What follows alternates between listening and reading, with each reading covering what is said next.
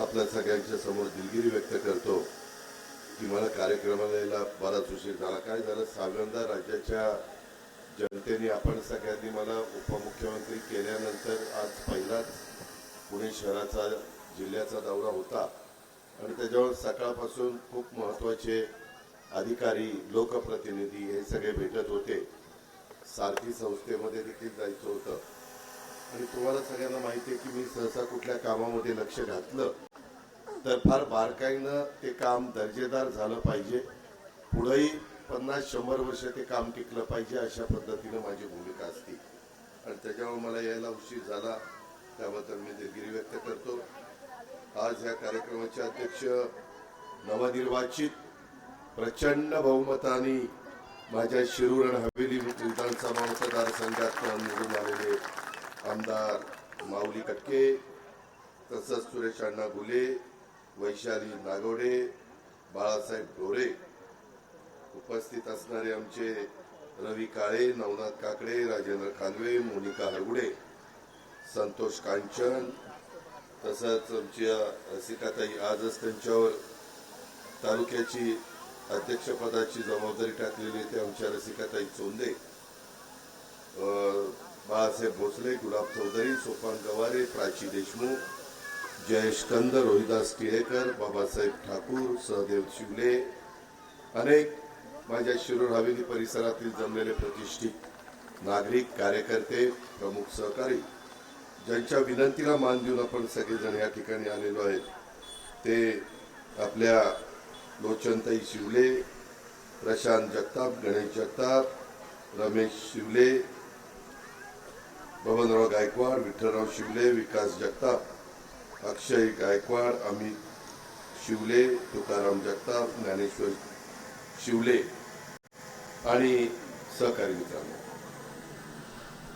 आपलं पुणे बदलतंय, पिंपरी चिंचवड बदलतंय, पुण्याचा ग्रामीण भाग बदलतोय, माझ्या शेतकऱ्यांच्या मधले सहकारी पुढे येत आहेत, नवीन नवीन शेतीबरोबर उद्योग उभे करण्याचा प्रयत्न करतायत, व्यवसायामध्ये पडतायत आणि त्याच्यातूनच अमित शिवले, विठ्ठल शिवले, प्रशांत जगताप आणि अक्षय गायकवाड या चौघा मित्रांनी एकत्र येऊन हा नवीन व्यवसाय त्या ठिकाणी सुरू करण्याचं ठरवलेलं आहे आणि नाव पण हॉटेलला दिलेलं आहे MH12. आपलं पासिंगचा नंबर पुणे जिल्ह्याचा आहे, पुणे शहराचा आहे MH12.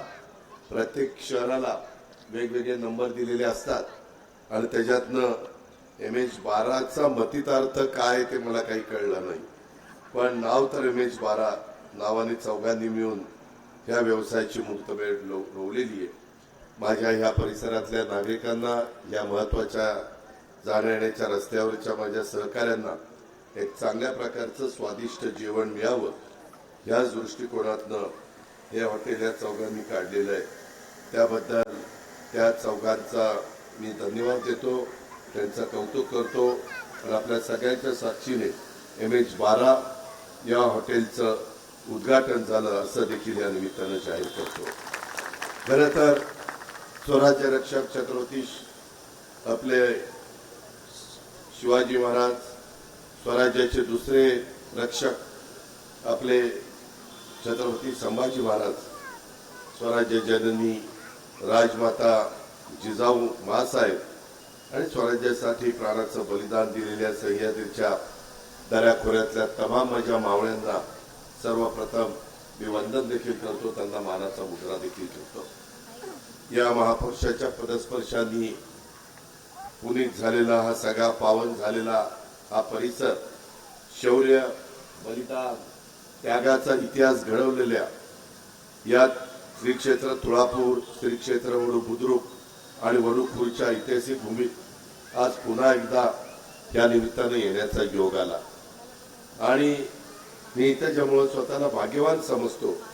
इथं दुपारी काही इतर कामाच्या निमित्तानं विजय स्तंभाला पण मी अभिवादन केलं. 1 तारखेला प्रचंड मोठा जनसमुदाय येतोय आणि तिथं शांतता राहावी त्याच्या संदर्भातला आढावा घेण्याचं काम मी केलं.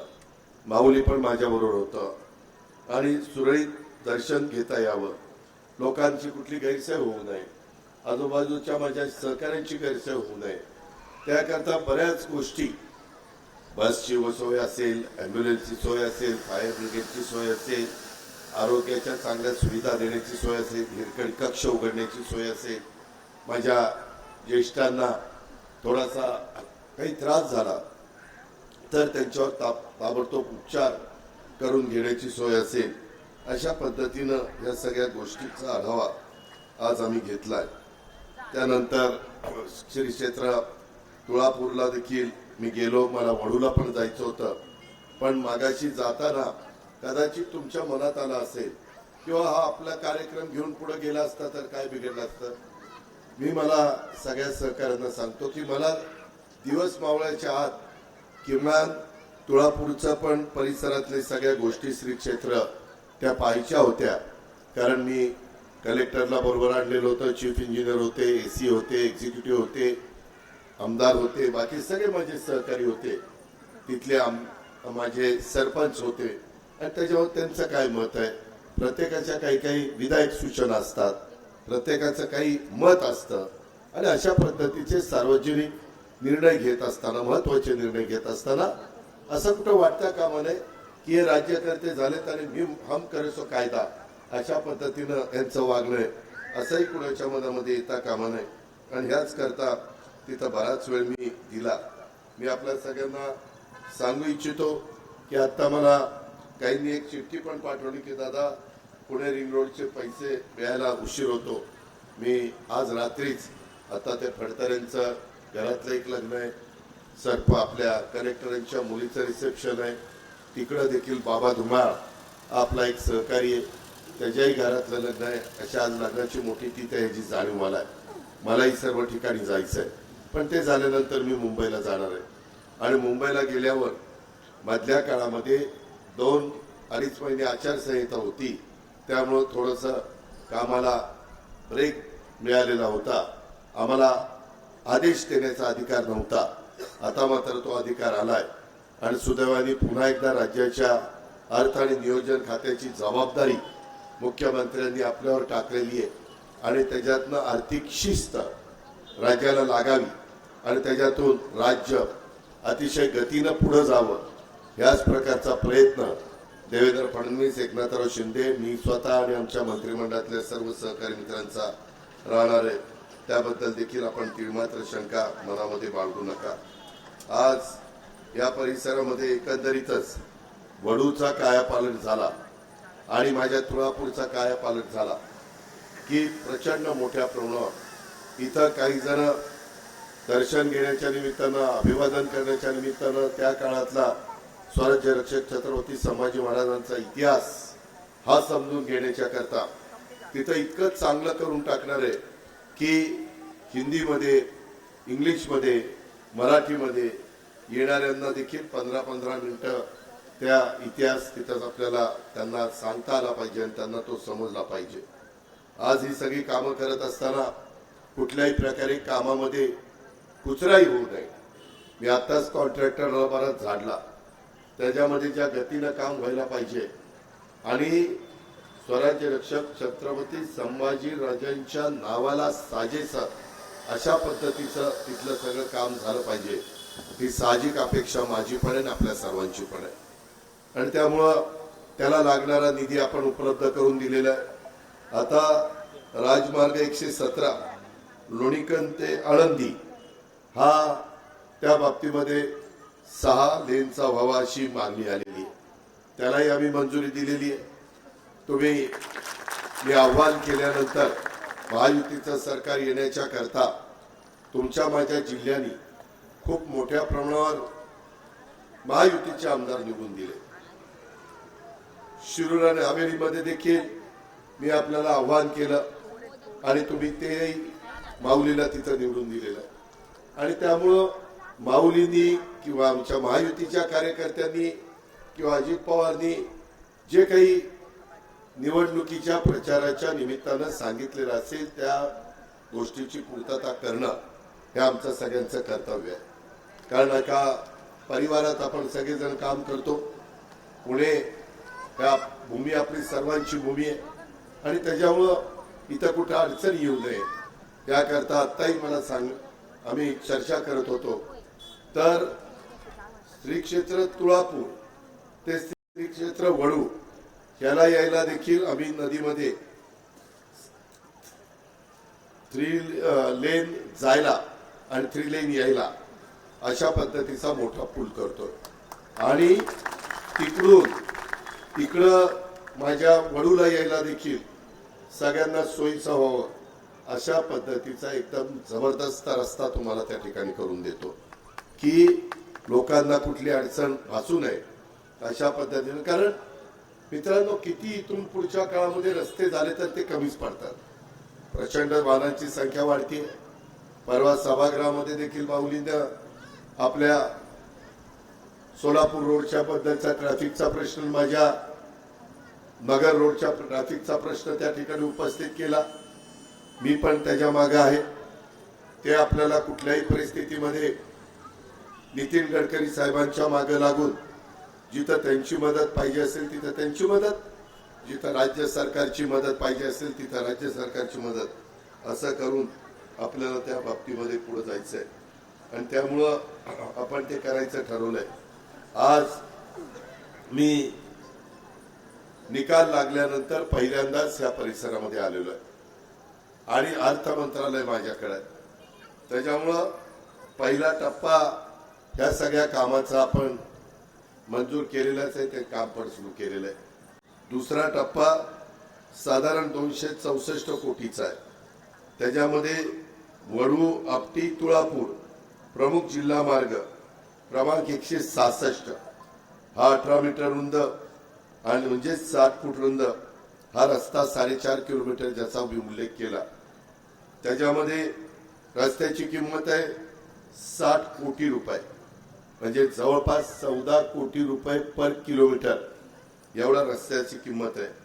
भूसंपादनाची किंमत आहे 140 कोटी रुपये. म्हणजे अलीकडच्या काळामध्ये माझ्या शेतकऱ्याला एक समाधान वाटेल अशा प्रकारचा मोबदला मिळाला पाहिजे म्हणून राज्य सरकार 140 कोटी लागणार आहे. आणि मधल्या पुलाची किंमत आहे ती जवळपास 44 कोटीचा पूल आहे नदीमध्ये. आणि हे साधारण आम्हाला करताना हेरिटेज टच त्याला आम्ही देणार आहोत आणि तशा पद्धतीची चर्चा आताच मी आणि माऊलींनी त्या सूचना संबंधित अधिकाऱ्यांना दिलेल्या आहेत. त्याच्यामध्ये 18 मीटर रुंद अशा पद्धतीचा हा पूल राहणार आहे, म्हणजे 60 फूट रुंद. 3 वाहनं आरामात गेली पाहिजे, 3 वाहनं आरामात आली पाहिजे. आणि तिथं व्ह्यूइंग गॅलरी ही पण आम्ही टाकणार आहे की त्या गॅलरीमध्ये उभं राहून काही माझ्या सहकाऱ्यांना तिथं छत्रपती संभाजीराजांचं ते सगळं स्मारक आणि ह्या सगळ्या गोष्टी पाहण्याकरता ते फार सुंदर अशा पद्धतीचं काम आपण करणार आहोत. व्ह्यूइंग गॅलरी त्याची रुंदी ह्या 60 फुटाची सोडून जवळपास 10 मीटर म्हणजे आणखी 30 फूट, म्हणजे एवढं मोठी 30 फूट रुंदीची लांब लचक अशा प्रकारची व्ह्यूइंग गॅलरी आपण त्या ठिकाणी करणार आहे. आणि इतर वेगवेगळा खर्च 20 कोटी, असं 264 कोटी. मी आपल्याला सगळ्यांना सांगतो की तुम्ही माझं ऐकलंय, आता मी तुमचं ऐकायचं ठरवलंय. आज मी तुम्हाला या टप्पा दुसऱ्याला 264 कोटीला मान्यता देतो. उद्याचा अर्थसंकल्प सादर करत असताना त्याचा समावेश हा माझ्या इथल्या सहकाऱ्यांच्या करता, महाराष्ट्रातल्या जनतेच्या करता मी तो केलेला असेल ही देखील खात्री मी आपल्या सगळ्यांना देतो. मी ठरवलेलं आहे. काल माझं भाषण तुम्ही बारामतीमध्ये ऐकलं असेल. आजपर्यंत मला तर बारामतीकरांनी 8व्यांदा निवडून दिलंय. त्यांना सांगितलंय या 5 वर्षाच्या टर्म मध्ये आजपर्यंत झाली नाही एवढी कामं मी करून दाखवणार आहे. तेच मी माझ्या शिरूर हवेलीला सांगतो. आजपर्यंत जेवढे आमदार शिरूर हवेलीच्या 5 टर्मला झालेले त्याच्यापेक्षा जास्त काम ह्या माऊलीच्याकडनं मी तुम्हाला त्या ठिकाणी करून देईल. काळजी करू नका. कामाचा दर्जा फक्त चांगला असला पाहिजे. एका जीवाने राहावा. आम्हाला लवकरच स्थानिक स्वराज्य संस्थांच्या पण निवडणुका घ्यायच्यात. महिलांनी पण चांगलं काम करावं. तरुण तरुणींनी पण त्याच्यामध्ये जातीनं लक्ष द्यावं. आज हे एक महत्वाचं वडू खुर्द आळंदी रोड येथे हॉटेल MH12 याचं उद्घाटन होत असताना इथली जेवणाची क्वालिटी ही अतिशय चांगली असली पाहिजे. कुठलंही हॉटेल त्या हॉटेलचा स्टाफच्या कष्टातून, सेवेतून आणि वागण्यातून मोठं होत असतं. MH12चा स्टाफ देखील हे हॉटेल मोठं करण्यास संपूर्ण योगदान देईल अशा प्रकारचा विश्वास मी आपल्याला सगळ्यांना त्या ठिकाणी व्यक्त करतो. ह्याच्यातले बरेच जण मित्रपरिवार राजकीय जीवनामध्ये काम करतायत, परंतु व्यापारी दृष्टिकोनातनं धंदा म्हणून त्या हॉटेलकडे बघा. नाहीतर कालच्या निवडणुकीच्या निमित्तानं त्यांनी मला खूप मदत केली, जा फुकट घेऊन जा, दिवाळी वाजायला वेळ लागणार नाही. त्याच्यामुळं काही तसलं करू नका. आज काही जेवण बिवण ठेवलं असलं तर त्या पहिला दिवस आहे म्हणून ठेवले का नाही? काय जेवण? अरे काय जेवण, पण काय पिठलं भाकरी ठेचा आहे काय आहे त्याच्यामध्ये?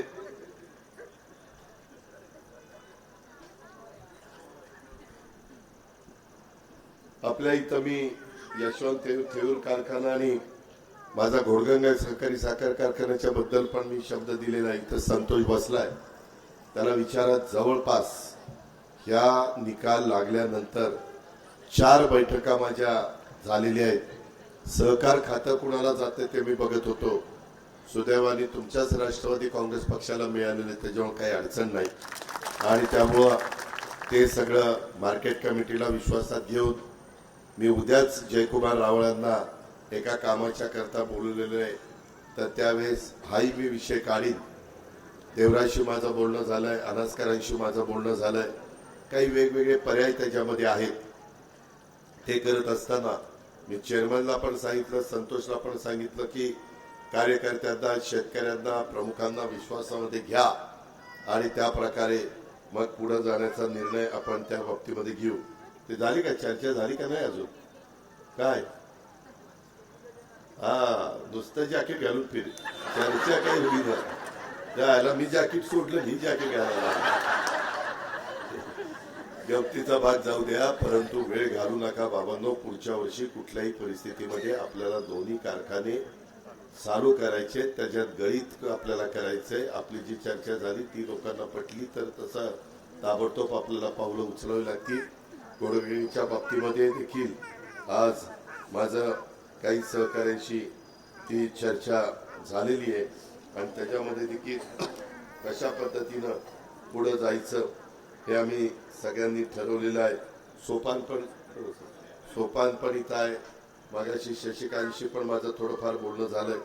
तुम्ही काळजी करू नका, आम्ही शब्दाचे पक्के आहोत, दिलेले शब्द पाळणारे आहोत. मी ह्या 5 वर्षाच्या काळात स्थिर सरकार आहे. 237चं बहुमत आहे. लागतायत 145, आहेत 237. त्याच्यामुळं हा रुसला, हा फुगला, ह्याला त्या ठिकाणी त्याची समजूत काढा असं काही सुरेशराव घुले यावेळेस करावं लागणार नाही. आमदारांच्या बाबतीत सांगतो. त्याच्यामुळं तशी काळजी नाही. प्रत्येकाचा मान सन्मान ठेवण्याचं काम देवेंद्रजी, मी, एकनाथराव आम्ही करूच. त्याबद्दल तुम्ही शंका बाळगू नका. ह्याच्यामध्ये काम करताना कुठेही जातीपातीचा, नात्यागोत्याचा विचार केला जात नाही. सर्व शिवशाहू फुले आंबेडकरांची विचारधारा, स्वर्गीय यशवंतराव चव्हाण साहेबांची विचारधारा, त्या विचारधारेतनच तुमच्या माझ्या महाराष्ट्राला पुढे नेण्याचं काम या महायुतीच्या सरकारच्या माध्यमातून आम्ही करायचं ठरवलेलं आहे. माझ्या कार्यकर्त्यांनी असंच वेगवेगळे व्यवसाय चांगले करा, त्याच्यातनं 2 पैसे कमवा, त्याच्यातून एक समाजामध्ये देखील चांगलं काम करा. अशा पद्धतीनं जे काम करतील त्याला माझ्या शुभेच्छाच राहतील. आणि त्याच्यामुळं वैशालीने पण मला सांगितलेलं होतं, लोचनताईंनी पण मला सांगितलेलं होतं की दादा इकडं त्या ठिकाणी वेळ द्या, आणि त्याच्यातनं आजचा वेळ हा दिलेला होता. उशीर झाला, परंतु पुढच्या वेळेस इतका उशीर केव्हाही केला जाणार नाही आणि तुमची गैरसोय केली जाणार नाही अशा प्रकारचा शब्द मी आपल्या सगळ्यांना देतो. आणि व्यक्तिशः माझ्या वतीनं, माऊली आणि आमच्या सर्व सहकाऱ्यांच्या वतीनं, आमच्या अमित शिवले, विठ्ठल शिवले, प्रशांत जगताप, अक्षय गायकवाड यांच्या हॉटेल MH12ला मनापासून शुभेच्छा देतो. त्याला दृष्टव लागून देऊ नका. 4 जण एकत्र आहात, भांडू नका, नाहीतर पुढं पाय 6 महिन्यांनी वर्षांनी दादा आमचं जमत नाही, कुठेतरी आमच्यात काहीतरी मार्ग काढून द्या, असं करू नका. एका जीवानी काम करा, हलक्या कानाचं राहू नका, व्यवस्थितपणे काम करा. जर कष्ट घेतले, मेहनत घेतली तर कष्टाचं चीज होत असतं, मेहनतीचं चांगलं फळ मिळत असतं. हे मी अनेक उदाहरणांवरून तुम्हाला सांगू शकतो. आणि इतरांनी पण स्वतःच्या मोक्याच्या बाप दाद्यांनी ठेवलेल्या जमिनी न विकता असेच वेगवेगळे व्यवसाय त्या ठिकाणी असलेल्या जमिनीमध्ये काढावेत. एकदा आपल्या काळ्या आईचा तुकडा आपल्या हातनं गेला तर परत मिळणं महामुश्किल काम असतं. ही पण बाब माझ्या शेतकरी वर्गांनी सहकार्यांनी लक्षामध्ये घ्यावी. जे काही शब्द कालच्या जाहीरनाम्याच्या निमित्तानं आम्ही जनतेला दिलेले होते त्याच्यातले टप्प्याटप्प्यांनी बऱ्याच गोष्टी करण्याचा माझा, देवेंद्रजी फडणवीसांचा, एकनाथराव शिंदेंचा, आमच्या मंत्रिमंडळाचा त्या ठिकाणी काम असेल. उद्याच्या जिल्हा परिषद, तालुका पंचायतीच्या, स्थानिक स्वराज्याच्या निवडणुकीच्या निमित्तानं पण सगळ्यांनी एका जीवानी कामाला लागावं. आपल्याला त्या निवडणुका जिंकायच्यात. सभापती, उपसभापती आपल्या विचाराचे आपल्याला करायचे. जे कार्यकर्ते बरेच दिवस त्या पदांपासून वंचित राहिलेले आहेत त्यांना नव्या चेहऱ्यांना वाव देत देत त्यांना आपल्याला संधी द्यायची आहे. हे पण स्पष्टपणे मी या कार्यक्रमाचं निमित्त साधून तुम्हाला सगळ्यांना सांगू इच्छितो. आणि आपल्या सगळ्यांची या निमित्तानं रजा घेतो. जय हिंद, जय महाराष्ट्र. धन्यवाद दादा.